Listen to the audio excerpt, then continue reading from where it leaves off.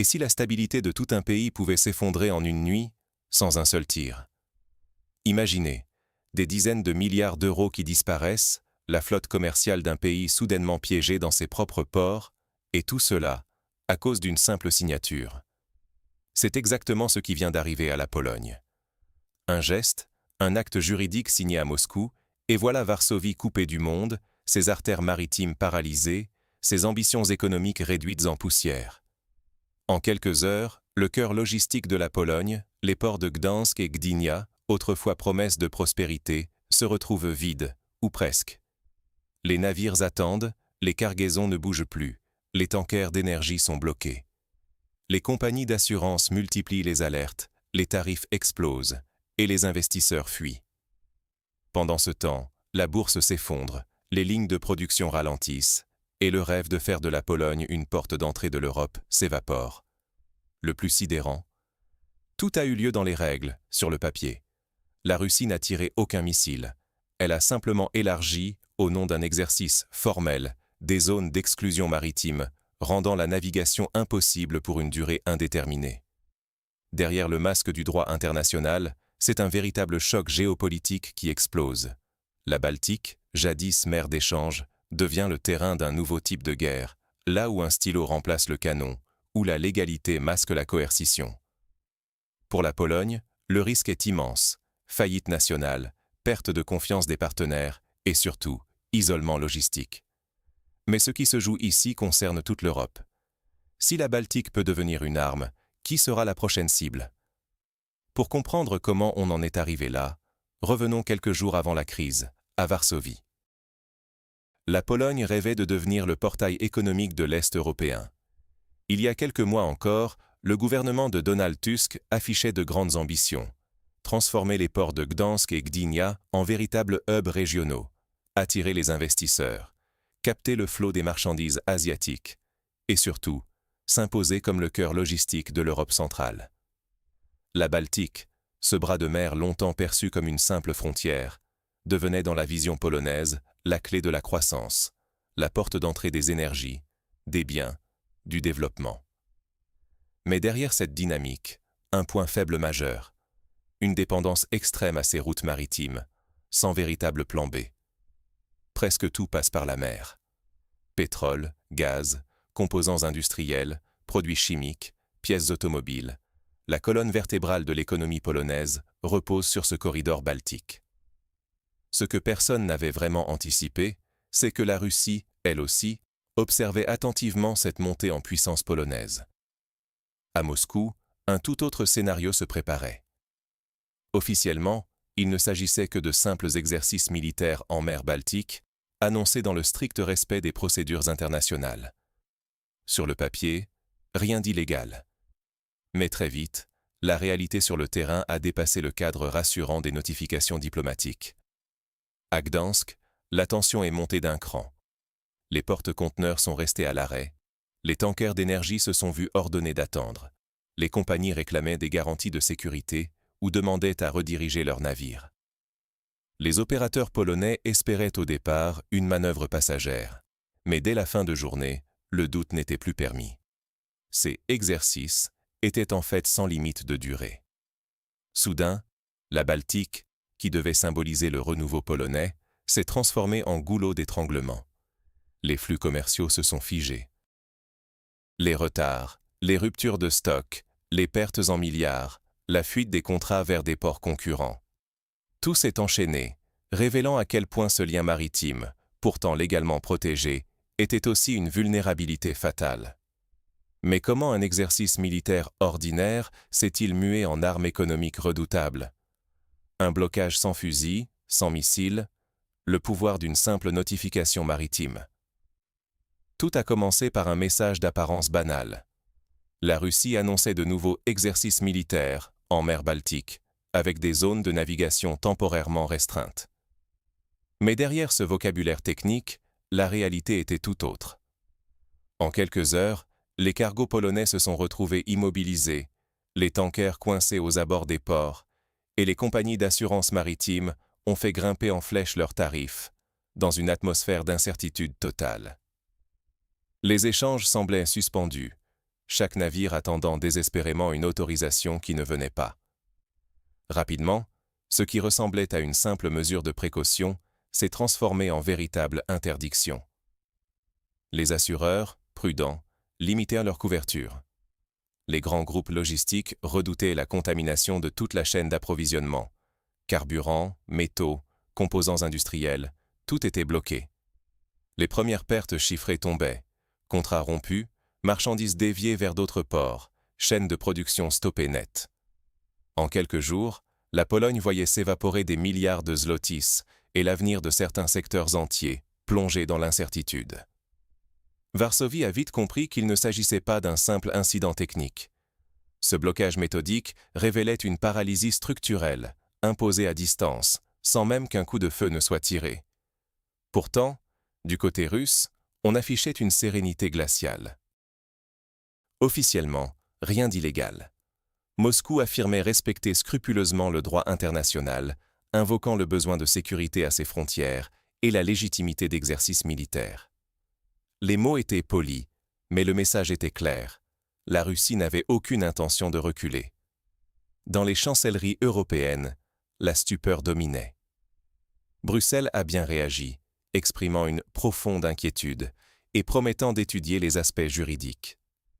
Mais aucune mesure concrète n'a suivi dans l'immédiat, par crainte d'envenimer la situation. Les alliés de l'OTAN ont convoqué des consultations, mais toute intervention directe était écartée. Personne ne voulait risquer une escalade face à Moscou dans cette zone ultra-sensible. Pendant ce temps, la colère montait en Pologne. Les critiques fusaient contre le gouvernement. Pourquoi avoir tant misé sur les routes maritimes, sans plan de secours? Les industriels, les transporteurs et même les députés réclamaient une réponse d'urgence.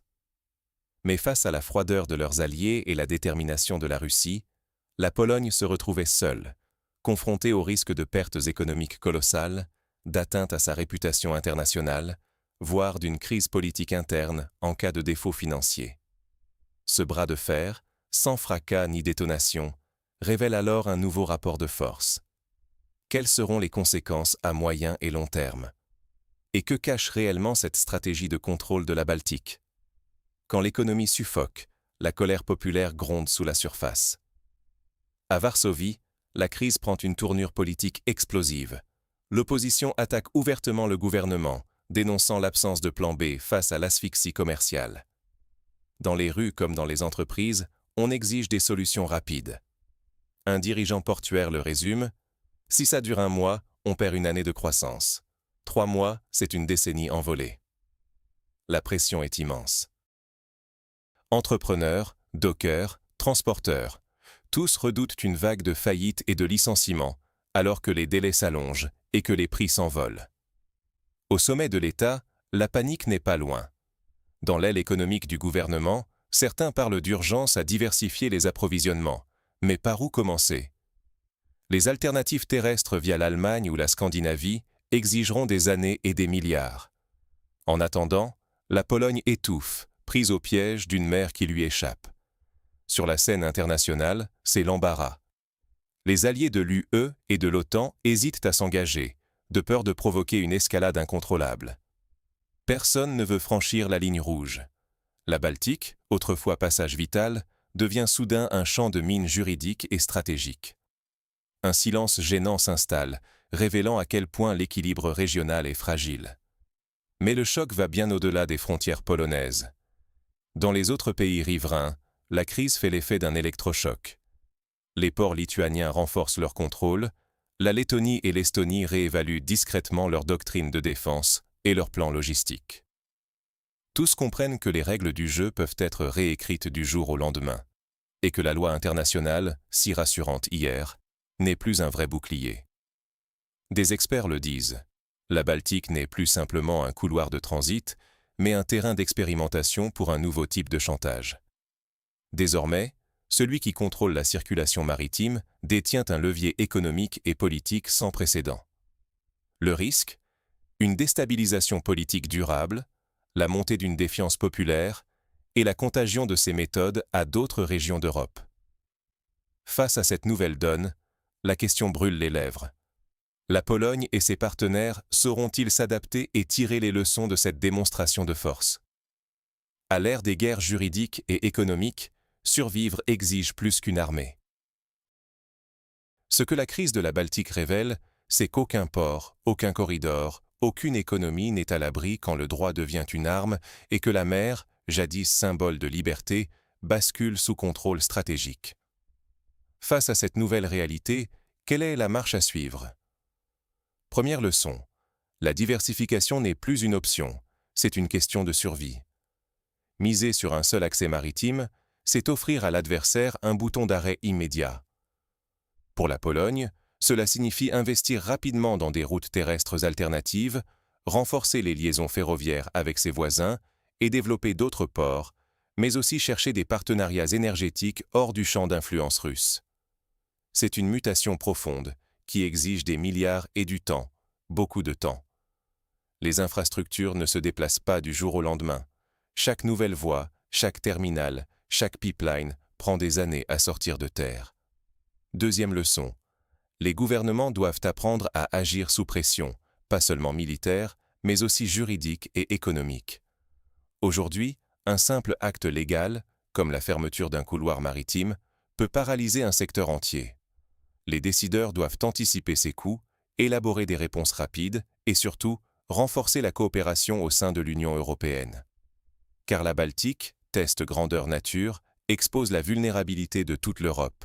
Si une manœuvre formelle suffit à bloquer le commerce polonais, qu'en sera-t-il demain pour d'autres pays? Troisième leçon, pour les entreprises, le risque géopolitique n'est plus une abstraction. Revoir les chaînes logistiques, intégrer l'incertitude dans leurs plans de continuité, développer des scénarios d'urgence, tout cela devient aussi vital que l'innovation technologique. L'accès aux ressources, à l'énergie, aux marchés internationaux ne peut plus être considéré comme acquis. Enfin, pour la société dans son ensemble, il s'agit de comprendre qu'une économie ouverte dépend d'équilibres fragiles. Un blocage, même présenté comme légal, peut suffire à détruire des emplois, à faire grimper les prix, à menacer la sécurité énergétique et à déstabiliser la politique nationale. S'adapter, c'est éviter que ces chocs deviennent des catastrophes durables.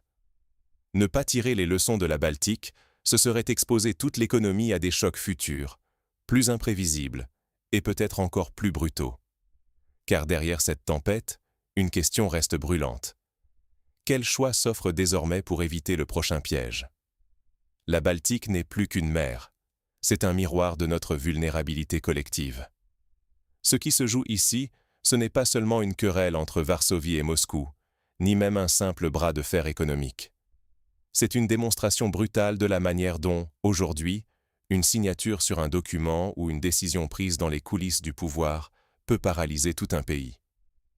La fermeture des routes maritimes polonaises par la Russie n'a pas seulement stoppé des cargos, elle a stoppé la croissance, menacé des milliers d'emplois, précarisé la sécurité énergétique et semé le doute chez les investisseurs et partenaires internationaux. Les ports de Gdańsk et Gdynia, autrefois symboles de vitalité, se retrouvent soudainement au point mort. Les pertes de revenus s'accumulent, les contrats se rompent, et derrière les discours diplomatiques polis, la colère populaire gronde, prête à éclater en crise politique. Mais au fond, le vrai bouleversement est ailleurs. Ce qui s'est passé en mer Baltique préfigure un avenir où le droit international, loin de protéger, peut devenir l'arme préférée des puissances qui veulent imposer leur volonté sans tirer un seul coup de feu. Aujourd'hui, les frontières de la guerre ne sont plus aussi nettes. La légalité formelle, les exercices militaires, le contrôle des routes stratégiques, tout cela s'assemble pour former une nouvelle grammaire du pouvoir, où la pression, la peur et l'incertitude remplacent les chars et les bombes. C'est un avertissement pour toute l'Europe. Même les membres de l'Union européenne ou de l'OTAN ne sont plus à l'abri de ces stratégies de coercition. Ne pas comprendre ces dynamiques, c'est prendre le risque d'être pris au dépourvu lors du prochain choc. Car la Baltique n'est qu'un début. Demain, ce seront peut-être d'autres mers, d'autres routes, d'autres pays. Les gouvernements doivent apprendre à anticiper ces coups de force, à diversifier leurs sources d'approvisionnement, à rendre leurs économies plus résilientes. Les entreprises, elles, doivent repenser leur chaîne logistique, intégrer l'incertitude, et ne plus croire à l'illusion d'un monde parfaitement prévisible.